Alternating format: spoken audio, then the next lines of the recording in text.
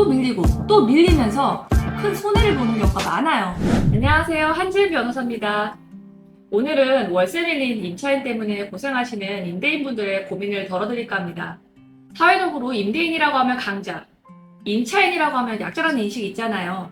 그런데 임대인분들 중에 대부분이 대출을 끌어서 건물을 사고 차임으로 대출이자를 내면서 근근히 버티시는 분들도 참 많거든요. 저를 찾아오시는 임대인분들을 보면 참 답답할 때가 많습니다. 임차인이 차임을 미납하는 경우에도 의외로 마음이 약해서 조금만 기다려주자 하는 임대인들이 많거든요.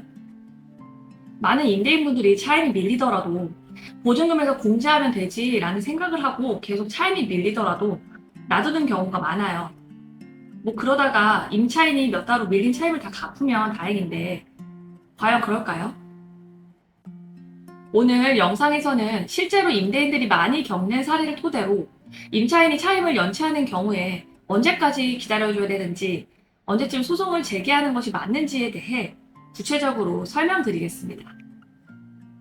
우선 우리가 명도소송이라고 하면 크게 상가와 주택으로 나누어 볼 수 있습니다. 기본적으로 주택의 경우 2기 이상의 차임이 밀리면 임대인이 해지가 가능합니다.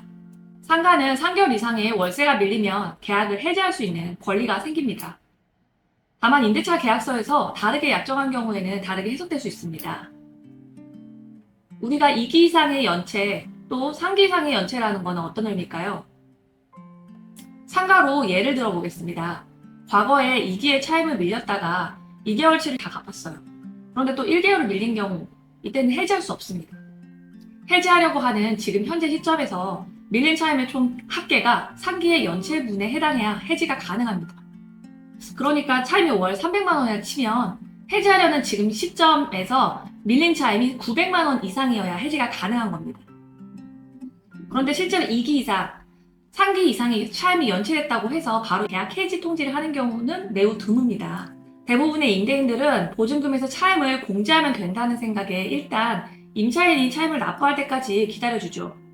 그런데 한 번 차임을 밀린 임차인들은 당장은 또 차임을 갚더라도 또 밀리고 또 밀리고 또 밀리면서 계속해서 임대인의 속을 썩입니다. 임대인으로서는 지속적인 차임 연체로 인해 피로감과 스트레스를 받게 되죠. 급기야 임차인이 관리비까지 납부하지 않는 사태까지 오면 그때서야 정정긍긍하면서 저희를 찾아오죠. 임차인의 차임 연체를 계속 봐주는 경우에 어떤 문제가 발생할까요? 만약 보증금이 2천만 원이라고 하고 차임이 월 300만 원이라고 하면요. 7개월 정도 밀리면 보증금이 모두 사라집니다. 그때서야 부랴부랴 임대인이 임차인에게 나가라고 하면 임차인이 나갈까요? 이미 반환받을 보증금이 없는 상황이기 때문에 절대 나가지 않습니다. 아니, 나갈 수가 없습니다. 갈 데가 없어요. 임차인 입장에서는 버티면 임대인이 이사비나 권리금이라도 줄 것이라고 생각하고 버티기 시작합니다. 이때부터 소송을 준비해서 임차인을 내보내면 최소 6개월이 걸리고 또 이렇게 갈 곳이 없는 임차인들은 소송 지연 행위를 하면서 계속해서 임대인을 애먹이게 됩니다. 그러다 판결이 나면 소리 소문도 없이 그냥 사라지고 맙니다. 이때 임대인이 받게 되는 손해는 얼마나 될까요? 임차인이 나갈 때까지 밀린 차임뿐만이 아닙니다. 원상복구도 제대로 하지 않고 나가기 때문에 더 큰 손해를 볼 수가 있어요. 대부분의 임대인들은 이렇게 임차인이 차임을 연체하는 경우 바로 해지 통지를 하지 않아서 큰 손해를 보는 경우가 많아요. 저희 사례 중에 임차인이 차임 연체를 한 경우 즉각적으로 대응한 사례를 비교해서 말씀드리겠습니다. 아까처럼 똑같이 보증금 2천만 원, 그리고 월세 300만 원이라고 하면요. 상가의 경우 총 밀린 차임이 900만 원인 경우에 바로 해지 통지를 하고 임차인을 내보낼 수가 있어요. 이렇게 보증금이 어느 정도라도 남아있는 상황에서는 임차인도 남은 보증금으로 다른 곳을 임차할 수 있기 때문에 바로 해지 통지를 하고 명도소송을 하면 소장 접수와 동시에 거의 나간다고 연락이 오는 경우가 매우 많습니다.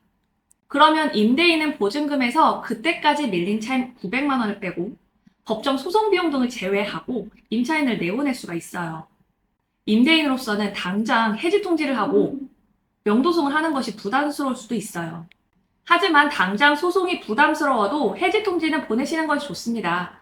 해지 통지가 임차인에게 도달하면 법적으로 이미 임대차 계약이 종료되는 것이기 때문에 임차인의 사정을 더 봐줄지 여부도 임대인이 결정할 수가 있기 때문이에요. 임대인분들이 명도소송을 하면 돈이 많이 나간다고 오해들을 하시는데요. 명도소송 변호사 수임료를 지급하면서 세금 계산서를 발행하세요. 그러면 임대차 차임 수익에서 변호사 수임료가 매입으로 빠지기 때문에 사실상 부가세나 세액공제 효과가 있어 큰 부담이 없어요. 승소 판결 선고 시 임차인에게 오히려 법정 변호사 보수비까지 청구할 수 있습니다. 오늘은 명도소송을 언제쯤 하는 게 좋은지에 대해서 알아봤습니다. 2기나 3기 연체가 발생하는 경우에 바로 해지하고 안 나가면 명도소송을 하는 것이 좋습니다. 만약 임차인에게 조금 더 기회를 주고 싶다면 보증금에서 밀린 차임을 공제하고 남은 금액이 얼마인지, 그 금액이 몇 개월치 차임을 보전해 줄 수 있는지, 원상복구 비용까지 보전시킬 수 있는 금액인지를 꼭 고려해 보시기 바랍니다. 오늘 영상이 도움이 되었다면 구독과 좋아요 부탁드립니다. 다음 영상에서는 명도소송 전에 내용 증명을 보내는 방법에 대해서 소개하겠습니다. 많은 관심 부탁드립니다.